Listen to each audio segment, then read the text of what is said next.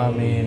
അവരുടെ ഹക്കിജാവ് വർക്കത്തോട് റബ്ബേ ഇവിടുന്ന് മരണപ്പെട്ടുപോയ നമ്മുടെ ഹാജിച്ചാന്റെ മകൾ തൗഫീഖ എന്നവരുടെ ഹദറത്തിലേക്ക് എത്തിച്ചു കൊടുക്കണം റഹ്മാൻ. ആമീൻ. യാ റബ്ബി യാ അല്ലാഹ് 24 വയസ്സോടുള്ള ആ ചെറുപ്പക്കാരി വർഷങ്ങളോളമായി വേദന സഹിച്ച് കിടക്കലായിരുന്നു. റബ്ബേ അതിൻ്റെയൊക്കെ സുഖ അവരിൽ നീ നൽകണം റഹ്മാൻ. ആമീൻ. അവർ നീ വിശാലത നൽകണേ അല്ലാഹ്. ആമീൻ.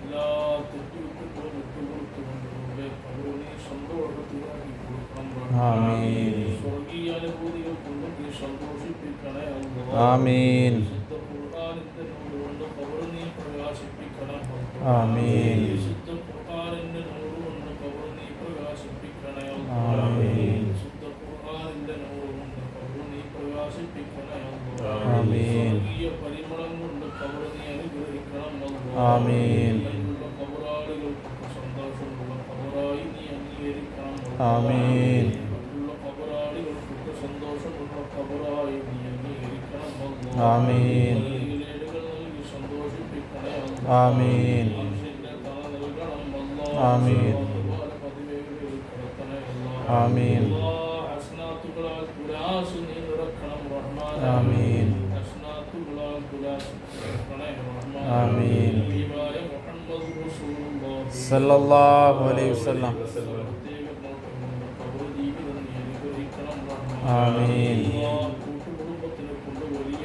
സമാധാനം ഖബറിൽ നീ നൽകണം റഹ്മാൻ. ആമീൻ. ഹബീബായ മുഹമ്മദ് റസൂലുള്ളാഹി സല്ലല്ലാഹു അലൈഹി വസല്ലം.